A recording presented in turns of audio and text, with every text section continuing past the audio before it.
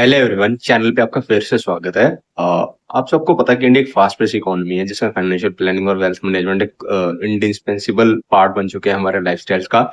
लेकिन इस चीज का एक बहुत क्रूशियल कंपोनेंट है इस प्लानिंग का, जिसको हम कहते हैं विल ड्राफ्टिंग। विल ड्राफ्टिंग क्या है? बेसिकली इसको वसीयत, देसी भाषा में बोलो तो वसीयतनामा कहते हैं।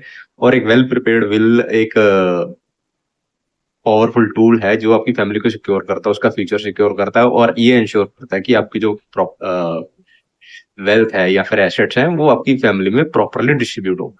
इस वीडियो के एंड तक आप लोग ये डिसाइड कर पाएंगे कि आपको वाई शुड यू से यस फॉर विल ड्राफ्टिंग। अब इंडियन इकोनॉमी की बात करूं तो ये मिक्स है, बहुत अच्छा मिक्स है ट्रेडिशनल बिजनेस का, ग्रोइंग स्टार्टअप्स का और मिडिल क्लास लोगों का जो इन्वेस्टमेंट करना चाहते हैं। हालांकि Indian economy is projected to be third largest by 2030, लेकिन और इसके साथ साथ ही फाइनेंशियल प्लानिंग पे और वेल्थ मैनेजमेंट पे जो एम्फेसिस है बहुत ज्यादा आ रहा है।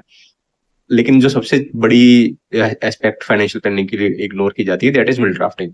विल क्या होती है? सबसे पहले विल को समझ लेते हैं। विल एक लीगल डॉक्यूमेंट है जो ये डिसाइड करता है कि कल को आपके एसेट्स आपकी डेथ के बाद कैसे डिस्ट्रीब्यूट होंगे और किस किस में डिस्ट्रीब्यूट होंगे। हालांकि इसका रोल बहुत क्रुशियल होता है, लेकिन फिर भी हम लोग इसको ड्राफ्ट करने से हिचकिचाते हैं। तो आज इसके कुछ मिथ्स तोड़ने का और इसकी इंपॉर्टेंस समझने का टाइम है। तो सबसे पहले हम बात करेंगे इसके एडवांटेजेस के बारे में। जब प्राइमरी एडवांटेज है विल ड्राफ्टिंग का वो ये है कि आपको एक सेंस ऑफ सिक्योरिटी आती है और पीस ऑफ माइंड आता है। ये जानते हुए कि आपकी फैमिली, आपके लव्ड वंस जो है फाइनेंशियली सिक्योर रहेंगे और आपके जो एसेट्स हैं वो आपकी विश के अनुसार डिस्ट्रीब्यूट किए जाएंगे।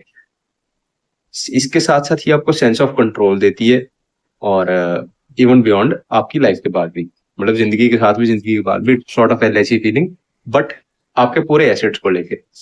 मोर ओवर एक वेल ड्राफ्टेड विल जो होती है वो आपके फैमिली में जो आपके जानने के बाद डिस्प्यूट्स होंगे ओवर प्रॉपर्टी एंड एसेट्स, उनको कम करती है, प्रिवेंट करती है, कई बार कम भी करती है। तो दूसरा, कल को जब उनको इस चीज को एक्वायर करना है आपके लीगल लायर्स को, तो उसका लीगल प्रोसेस भी कम करती है, बिकॉज आपने ऑलरेडी विल ड्राफ्ट करी होती है और लोगों को पता होता है कि किसको क्या मिलेगा। तो अब इसमें ये था उसका बेसिक कॉन्सेप्ट। इसके आगे हम समझते हैं कुछ रियल लाइफ एग्जांपल से जो आपको समझ में आएगी। मैं दो एग्जांपल कोट करूंगा। पहला केस है प्रियंका चोपड़ा।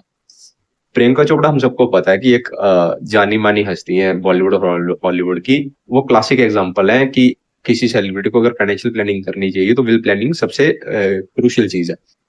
हालांकि वो अपने पीक पे थे करियर के, तो उन्होंने उसी टाइम विल बनवाई और पब्लिकली डिक्लेयर भी कर दिया कि उनके एसेट्स उनके फैमिली मेंबर्स के बीच में उन्होंने डिस्ट्रीब्यूट कर दिए हैं।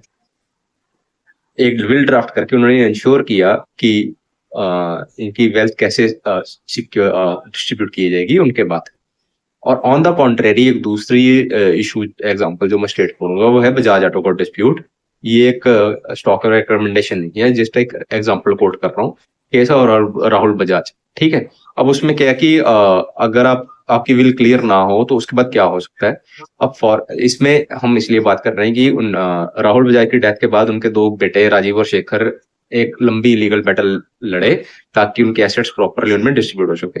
अब अगर राहुल बजाज जी ने प्रॉपरली विल डिफाइन करी होती या बनाई होती तो ये लिटिगेशन अवॉइड करी जा सकती थी, ठीक है। अब इसके बाद ये तो दो मेजर एग्जांपल थी जिसमें एक में हमें ये पता लगा कि विल बना के क्या होता है और विल ना बना के क्या होता है। अब इसके बाद मैं आपको कुछ पॉइंट डिस्कस करने जा रहा हूँ जिसमें आपको ये पता लगेगा कि आपको विल ड्राफ्टिंग क्यों करनी चाहिए, या जो मैंने वीडियो की स्टार्टिंग में बोला था कि व्हाई शुड यू से यस टू विल ड्राफ्टिंग। सबसे पहला जो पॉइंट इसमें आता है कि आपकी विश के अकॉर्डिंग आपके एसेट्स डिस्ट्रीब्यूट हो जाते हैं। आपके बाद आपके जो माइनर बच्चे हैं उनके राइट्स प्रोटेक्ट होते हैं इससे। आपके बाद आपके लीगल हायर्स को जो एसेट्स जाने हैं उनका ट्रांजिशन स्मूथ हो जाता है। टैक्स टैक्स लाइबिलिटीज मिटिगेट हो जाते हैं, ठीक है। अब ये तो था कि विल ड्राफ्टिंग क्या होती है, उनके एग्जांपल्स क्या हैं, उसके एडवांटेजेस क्या हैं। अब सबसे मेजर चीज कि अगर हमें करनी है तो हाउ टू स्टार्ट इट। सबसे पहले एक सिंपल सी चीज बोलना चाहूंगा, ये कोई हार्ड मतलब उतना रॉकेट साइंस नहीं है, लेकिन स्ट्रेट फॉरवर्ड होना चाहिए। सबसे पहले आप लिस्ट बनाओ अपने एसेट्स की, जिसमें आप अपने इन्वेस्टमेंट्स इंक्लूड करो, रियल एस्टेट इंक्लूड करो और पर्सनल बिलोंगिंग्स इंक्लूड करो। उसके बाद बेनिफिशरीज डिसाइड करो कि किस किस को अपने कितना कितना पोर्शन देना है अपने एसेट्स का।